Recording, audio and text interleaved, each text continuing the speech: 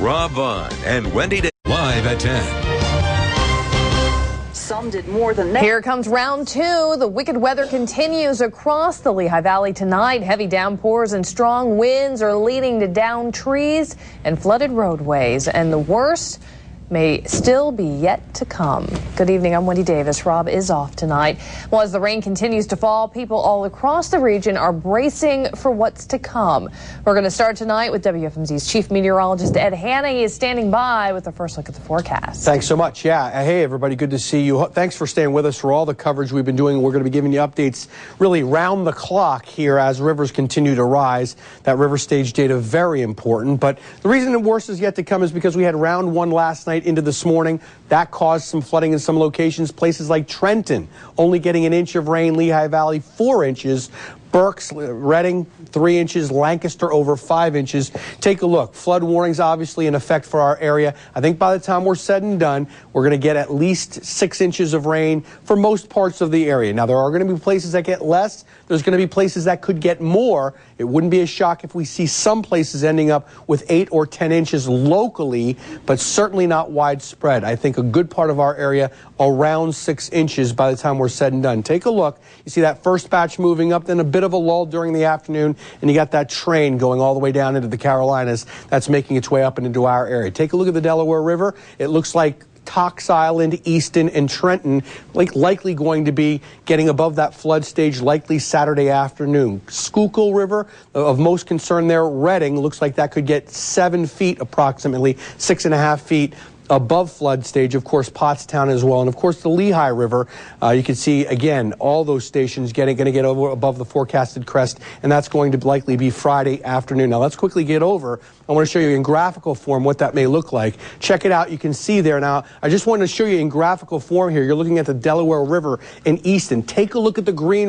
Where we are right now is the end of that blue line. That green line is what's going to happen here between now and Saturday afternoon as that water all filters back to the Delaware. Over real quickly, Schuylkill River at Reading. There you can see, again, that peaks tomorrow later in the day, and we're going to have to watch that very carefully as these waters all run off and now quickly to the Lehigh River, and you'll be able to see there, again, that will continue to ramp back up. So obviously you're getting some sense here that this water is going to really ramp up quickly and rise rapidly. If you're in an area where water's rising, you need to seek higher ground. We'll give you more details. 6-day forecast coming up.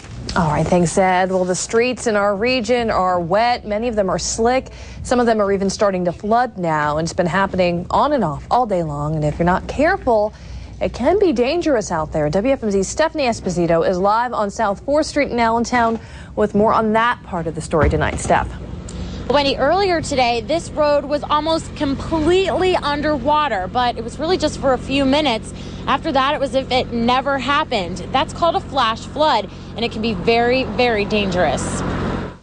The catch basins just couldn't handle the amount of water that was coming in, so, once we got them open, the rain slowed down, the problem went away. Earlier today, leaves and debris blocked the downpour from draining out of the roads. Very, very flooded. Like, there were cars coming towards us, and because there was so much rain on the side of the road that they were stalling on Hanover Avenue. Cars were stalling because although the road had rising water, they kept right on moving. I just plow right through it. It's really hard driving too. It's like it doesn't matter how fast you're going or how slow. Like the rain is really, really hard. And they say the worst is yet to come. Umbrella, look at this. But the winds and the rain don't faze some people at all. I'll make it through somehow. So you'll be the one holding onto a tree and waiting for somebody to No, I can swim too. It'll be all right. It'll be all right. Now, if you really do get caught in a flash flood, you really shouldn't swim or even drive in it. Just avoid them at all costs. Live in Allentown, Stephanie Esposito, 69 News. All right, good advice. Thanks, Steph. Well, from flash floods now to major flooding, it's been 4 years since we've seen any big flood events, but it's still fresh on many people's minds. WFMZ's Joscelyn Moes talked with some of those folks in Easton tonight. June 2006, the Delaware River burst its banks. Floodwaters crept into the community, partially submerging some restaurants and businesses in Easton.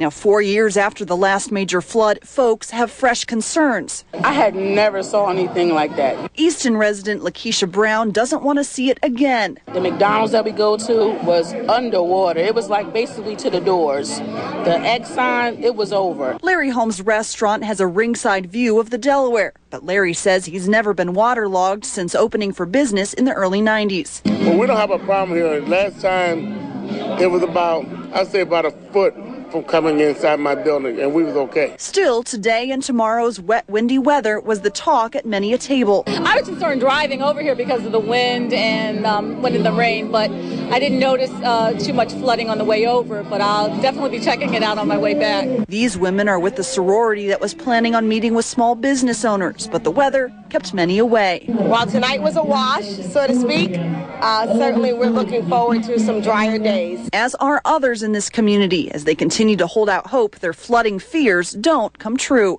In Easton, Joscelyn Moes, 69 News. Governor Rendell is keeping a close watch on the weather and taking some early precautions. He's opened Pennsylvania Emergency Management Agency's Emergency Operations Center to help people dealing with the heavy rainstorms. Rendell has also put the Pennsylvania National Guard on standby for the central and eastern parts of the state where the rainfall has been the heaviest.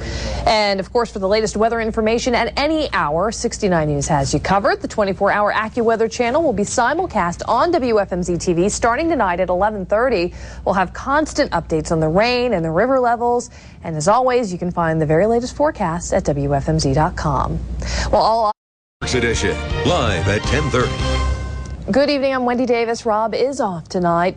Berks County is bracing for one of the largest floods it's seen in a long time. The Schuylkill River is expected to go over its banks and flood low-lying areas. The National Weather Service says this has the potential to be the third largest flood in Berks County history. Emergency responders are keeping a close watch. WFMZ's Pam Cunningham is as well. She is joining us live now from the banks of the Schuylkill River with more tonight. Pam. Well, Wendy, as you can see, it's raining pretty hard, and I don't know if you can see this, but the river has already started to creep up onto this walking path down by the river. Now, emergency responders aren't anticipating this river to crest until tomorrow evening, but by that point, it could be 6 feet above flood stage. The Berks County 911 Communication Center is ready for a flood. We make sure that we have people who are available around the clock, that we can increase our staffing if that's what's necessary to deal with anticipated call volumes or requests for assistance. In Exeter Township, it's the same thing. The Public Works Department stands ready with some trucks that can barricade the roads that need to be closed in case of an emergency, and also several trucks are manned with chainsaws to handle any downed trees across roadways. Berks County has flooded in the past. Most remember June 2006. In 2006, we had a number of significant rescues that took place around the county where our fire and EMS and police responders had to go out and help citizens who put themselves in harm's way. The National Weather Service says the Schuylkill River is expected to hit its crest Friday evening at 19.5 feet in Redding. That is lower than Hurricane Agnes levels in 1972 and Hurricane Floyd in June 2006, which was 23.5 feet. Berks County has declared a disaster emergency. I would encourage that people do take this seriously. National Weather Service is taking it seriously, and so are we. Miller asks that people use common sense. For those that live in low-lying areas or areas next to streams that are subject to flooding, although nobody can force you to leave your home, if somebody knocks on your door and asks you to leave, they're obviously thinking of your well-being. Now, with that emergency declaration, that basically allows emergency responders to hire temporary workers, rent equipment, do whatever they need to do to handle this flood without getting the county commissioner's pre-approval. Reporting live in Redding, Pam Cunningham, 69 News. All right, thanks, Pam. Well, as you can imagine, the prediction of major flooding has many people in Redding saying, not again. WFMZ's Dwayne Parker spoke with folks who say they're concerned, but they are ready. For many, these images are all too familiar. They're from 2006, when the Schuylkill River overflowed into the streets of Redding. Joe Shiana says he remembers it well because he was forced to evacuate his home. I had 6 feet of water in my cellar. And Joe says if it happens again... If we have a flood, I hope it just takes everything, because I'm gone. I have flood insurance, so when I get flood insurance, and I'm out of here. Janice Washington showed us her basement. She also remembers 2006. The water came up about this high. Since then, she's made sure to keep her basement clear of valuable goods. Hopefully it won't get any higher than it was before. But Grace Lavinia says she's not going anywhere, but she says her neighbors have already left. She's in a home because she's scared from the flood, and she went to live to her friend's house. I said, you crazy? Jeffrey Soto and his wife just moved into this home. They're already looking for flood insurance, and he too says his basement is pretty empty. Yeah, it does concern me a little bit because, like I said, thank God I don't have as much stuff. I mean, I got my washer and dryer. Now, much of this area here on the Reading Area Community College campus was underwater in 2006, and faculty and staff say they're making extra provisions to make sure they can get to work and class tomorrow. Are you ready for these flood conditions if they come? I'm going to be. I'm going to try to be. I'm going to figure out how I'm going to get to work tomorrow, I think, so. So will the flood levels of 2006 return this year? That appears to be the question on many minds. In Reading, Dwayne Parker, 69 News. All right, it looks like the weather's only going to get worse tonight and tomorrow. And of course, Ed, like Dwayne just said, the big question is, how bad is the flooding going to get? Well, I think the heaviest and steadiest rain falls through the overnight hours tonight. We'll have some additional rain tomorrow morning, but I think the rain tapers off sometime during the morning hours and clouds give way to some sun. Let's talk about that. Now, when I go back to 2006 levels Dwayne was talking about, it's very important to keep things in perspective here. In 2006, to be exact, June 28th, 2006, we were talking about that was the second highest level reached there at Reading, 23.75 feet. The highest was 1972, 31.30 feet. Of course, we all remember that as well. But you get some sense here of what we're expecting there at Reading. 19.5 feet. That's the forecasted crest. Flood stage, of course, 13 feet. We do expect some flooding also at Bern, although there not nearly as great.